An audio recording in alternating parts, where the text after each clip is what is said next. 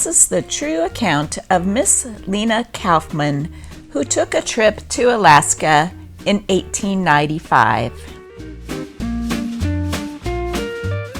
The Northwest Wonderland. Miss Lena Kaufman, the vanguard of the party of 6 who left for Alaska 3 weeks ago, returned on Monday.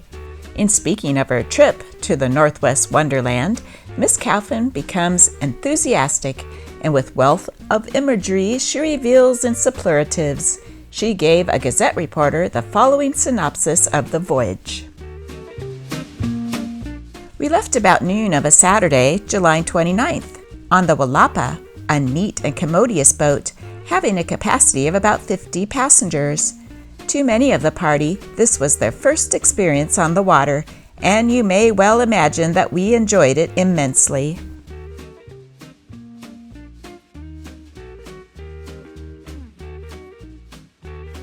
It was rather hazy as we steamed down the Sound, and we were unable to see the much talked about Olympic range, and the famous hoary-headed Rainier was also hid from view.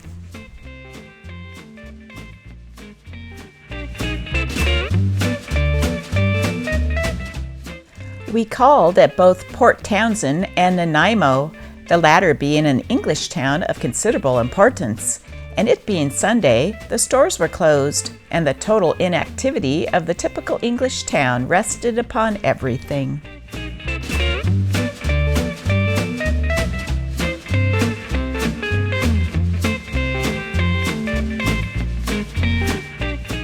Proceeding northward 100 miles through the Gulf of Georgia, the narrow pass Seymour Narrows is reached. This has a tremendous current, and at ebb and flow tide is a veritable maelstrom. The passage is always made when the tide is nearly full, and as we went through, the motion of the boat caused more than one of the party, with some misgivings, to pay their first tribute to old Neptune. Leaving the Narrows, the ship threaded its way between many fir-skirted islands, and time again, our eyes were feasted with magnificent scenery. Fort Wrangel, the first point visited in Alaska proper, is a very picturesque settlement. It contains little save the relics of former palmy mining days. Juneau, although not the capital of Alaska, is rightly called the metropolis. It is located at the base of a mountain which rises almost perpendicularly for nearly 3,000 feet, which forms a beautiful background for the little city.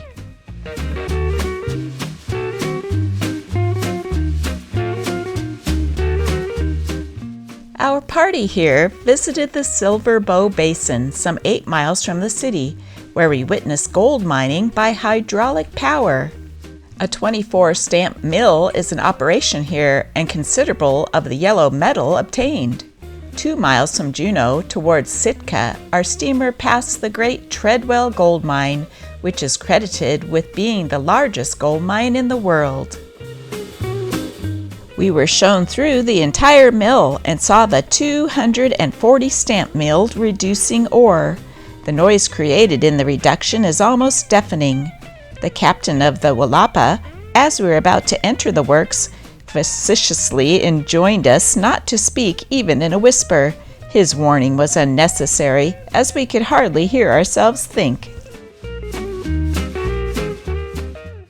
We arrived at Sitka on Sunday, and the wettest rain I ever experienced seemed to deluge the earth. Through the rain, we all proceeded to do the town. We visited the Greek church, which is a rather imposing structure, but the most interesting feature is found inside. We were shown the altar decorations and the sacerdotal robes, and were permitted to take a peep into the Holy of Holies, but were not allowed to enter. The other place of interest which we visited is Muir Glacier, which is at the end of the tourist route.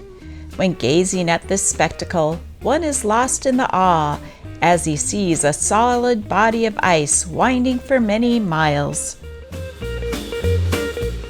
Through mountain gorges, breaking off in irregular blocks, many of them 100 feet square and tumbling into the water below.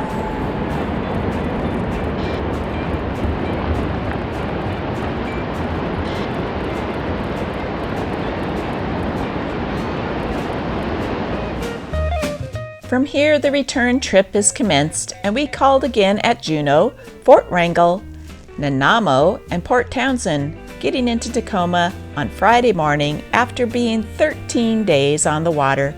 Now that I'm home again, I feel more than ever that the Alaska trip is an ideal one. The average total expenses of our party, I think, would be $100 apiece. We traveled under a very favorable circumstances, there being a very congenial party of us and not too large to have a good time. I shall always look back with great satisfaction to this excursion and shall always think kindly of the many people we met on the boat, gathered as they were from all over the United States.